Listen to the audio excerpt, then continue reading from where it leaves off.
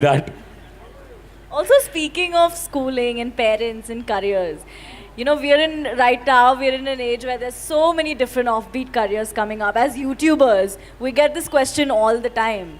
How did you talk to your parents about it? How do we convince our parents about this really new career that we have? I want to ask you, if you had to convince your parents and tell them that this is what you, or what, how did that discussion go? Did that happen where you had to sit them down and tell them that this is what I'm going to do for the rest of my life? I want to do YouTube now. Like, did that happen with you too? He's doing YouTube right now. Like, he's into YouTube. That's why. Well, not everybody can be convinced about everything, okay? Some things are just done. So, just to give you an example, when I passed my 12th standard, at that time it was called PUC. After that, I decided I will educate myself. I don't want to go to college. This is a family where everybody is educated. Not going to college is like sacrilege.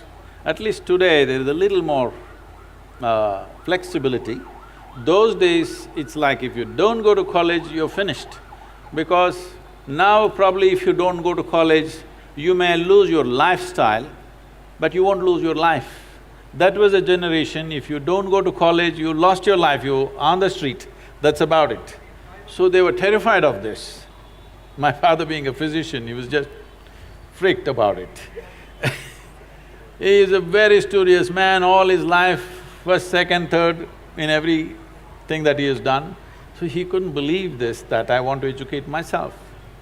So I did one thing, and because of this, suddenly everybody thought I'm become some kind of an enemy, and they were not even talking to me properly.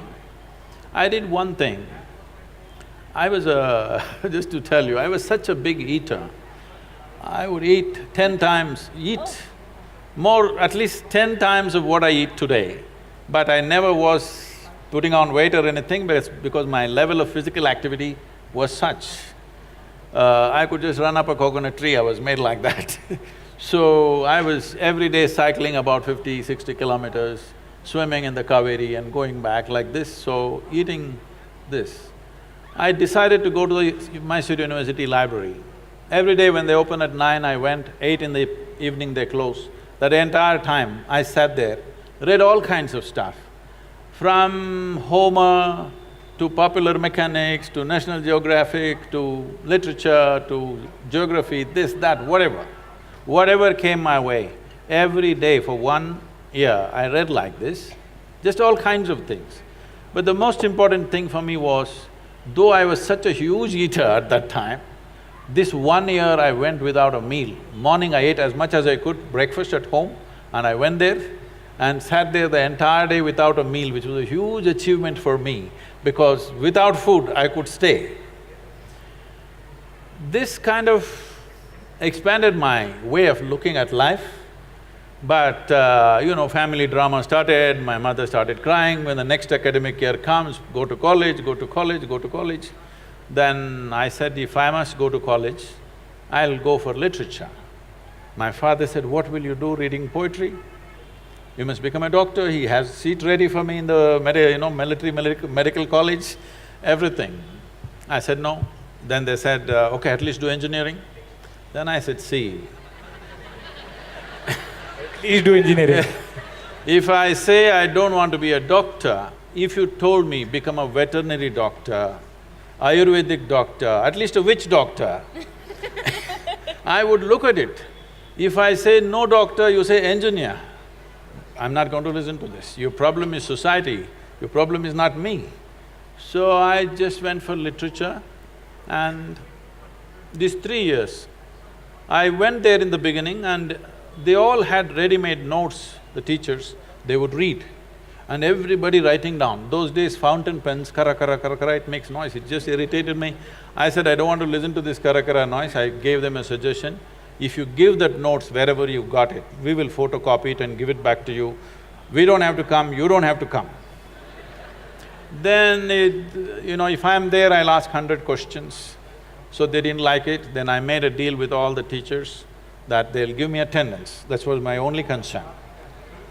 So once a month I just Once a month I went to college just to check if they're keeping their part of the deal. My life is so similar, yeah. So I explored the geography of Mysore district in such a way, every village track, every hill that is there, every little bird nest, whatever is there, everything I paid attention, just wandering aimlessly. But today, like when I went for the Rally for Rivers board where all the top experts are there, some questions came up when I just telling them casually, they said, Sadhguru, how do you know all this? I said, what was aimless wandering? Where I paid absolute attention to everything, from a worm to an insect to anything and everything I paid attention. Now it's become formidable knowledge. I never intended to learn anything, I just paid attention because it was life. And this is all it takes. We have come here to live. There is no other damn purpose. Those of them who want to go to heaven can go today. Why are they postponing? If it's such a great place, I don't see why you should postpone it, isn't it so? This is very important for the youth. If anybody says there is a better place than this earth, it is a crime. It's because of that we have destroyed so many things here.